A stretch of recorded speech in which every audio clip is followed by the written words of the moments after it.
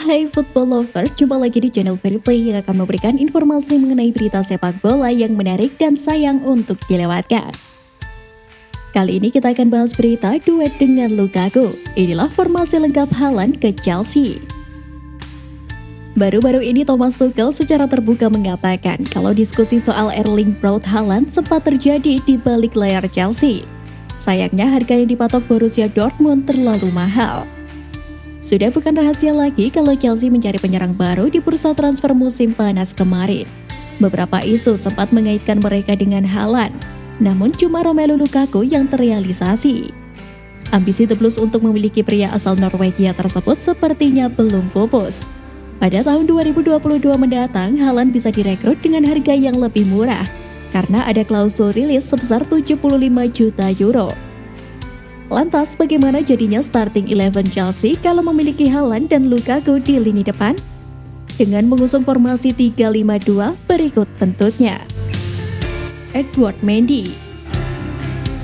Posisi penjaga gawang sudah jelas diberikan kepada Edward Mendy yang tampil konsisten sejak direkrut dari Rennes pada tahun 2019 silam. Andai berhalangan, Thomas Tuchel tentunya bisa mempercayakan Kepa Arrizabalaga yang mulai bermain apik dalam beberapa kesempatan. Jules Koundé. Jangan kaget melihat nama ini. Koundé sangat nyaris pindah ke Chelsea pada bursa transfer musim panas kemarin. Andai Sevilla tidak bersikap jual mahal, dia sangat mungkin berlabuh di Stamford Bridge pada musim depan. Antonio Rudiger. Thiago Silva perlahan dimakan oleh umur, sehingga peran bek veteran bisa berpindah ke Antonio Rudiger. Pemain berdarah Jerman tersebut sangat cocok untuk menjadi pemimpin di lini belakang Chelsea. Andreas Christensen. Sempat menjadi sosok terbuang di Chelsea sampai nasib baik menghampirinya. Performa Christensen kini kian membaik di setiap musim, dan sudah hampir pasti akan menjadi bek andalan Chelsea selama beberapa tahun ke depan. Reece James. Sisi kanan Chelsea sudah aman dengan kehadiran Reece James dan Cesar Azpilicueta. Mengingat nama terakhir sudah mencapai kepala 3 dari segi usia, maka posisi sayap kanan bisa jadi milik Reece James seutuhnya. Mason Mount. Mount kerap digunakan sebagai gelandang serang dalam formasi 4-3-2-1 yang diterapkan oleh Tuchel. Namun bukan berarti dirinya tidak mampu bermain dalam posisi yang lebih dalam. Berpindah posisi seperti ini harusnya tidak menjadi masalah besar untuk Mount. N'Golo Kante. Peran gelandang serang sudah pasti dipegang oleh Mount untuk menjaga keseimbangan di lini tengah. Maka Chelsea membutuhkan sosok gelandang bertahan yang handal dalam memutuskan serangan lawan. Kante sangatlah cocok dengan peran tersebut. Jorginho. Setelah selain gelandang serang dan bertahan, dibutuhkan juga pemain bertipe pengatur serangan di lini tengah. Posisi ini sudah pasti milik Jorginho yang memainkan peran serupa ketika membawa timnas Italia juara Euro 2020. Marcos Alonso. Posisi sayap kiri membuat dilema. Ben Chilwell memiliki usia yang lebih muda. Namun konsistensi performa Marcos Alonso sangat sulit untuk dipandang sebelah mata. Dia adalah salah satu pemain favorit Tuchel, sehingga bukan tidak mungkin pria asal Spanyol tersebut tampil lebih sering ketimbang Chilwell. Romelu Lukaku. Lukaku belum mencetak gol lagi buat Chelsea sejak membobol gawang Zenit ST Petersburg di bulan September lalu. Namun bukan berarti dirinya pantas ditinggalkan di bangku cadangan. Postur yang kokoh dan tinggi menjulang membuat Lukaku cocok untuk menjadi papan pantul di lini depan. Terakhir adalah Erling Haaland. Determinator sangat mengerikan dalam urusan menjebol gawang lawan dengan torehan 70 gol dari 69 penampilan di Dortmund. Bantuan Lukaku sebagai papan pantul bisa memberikan ruang besar bagi Haaland untuk mencetak gol lebih banyak lagi buat Chelsea kalau jadi pindah. Bagaimana football lovers? Hal ini menarik untuk kita tunggu. Ganti pemain lain, Ozil ngamuk.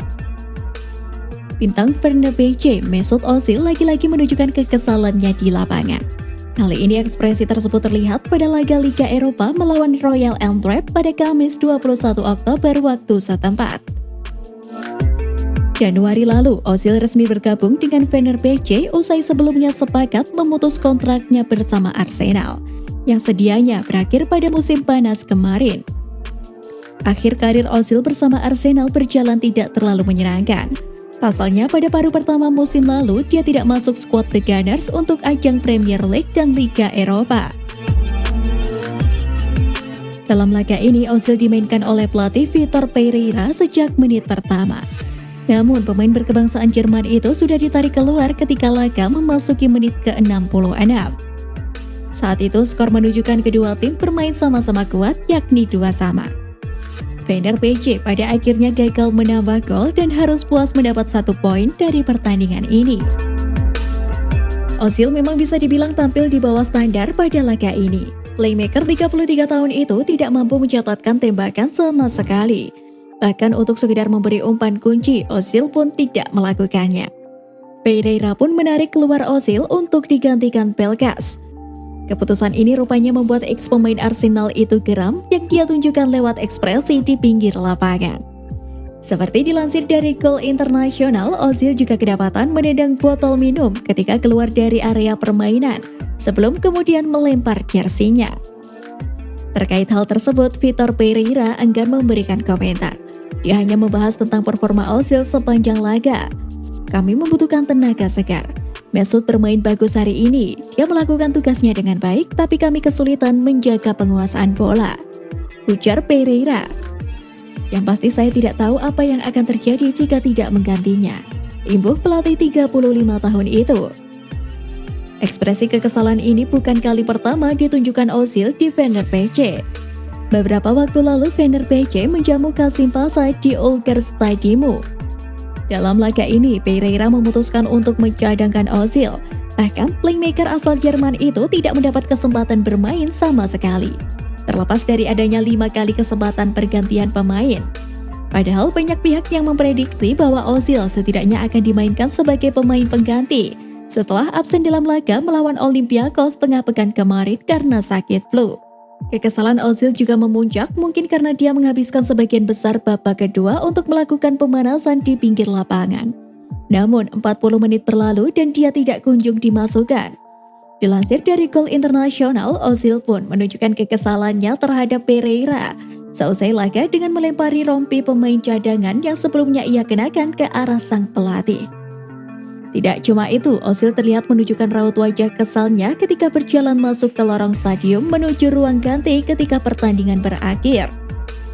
Ozil pun dikabarkan sudah tidak betah berada di skuad asuhan Vitor Pereira dan berencana hengkang ketika jendela transfer pada Januari mendatang dibuka. Spekulasi mengenai tujuan selanjutnya Ozil pun mulai mengemuka. Ozil dikabarkan membuka peluang untuk bermain di Amerika Serikat atau Qatar. Namun, kabar lain mengatakan jika Newcastle United memiliki ketertarikan untuk memboyong Ozil. Hal tersebut merupakan upaya pertama mereka setelah diakuisisi oleh Pangeran Arab. Sementara itu, Fenerbahce harus puas berbagi poin dengan Royal Antwerp meskipun bermain di kandang sendiri.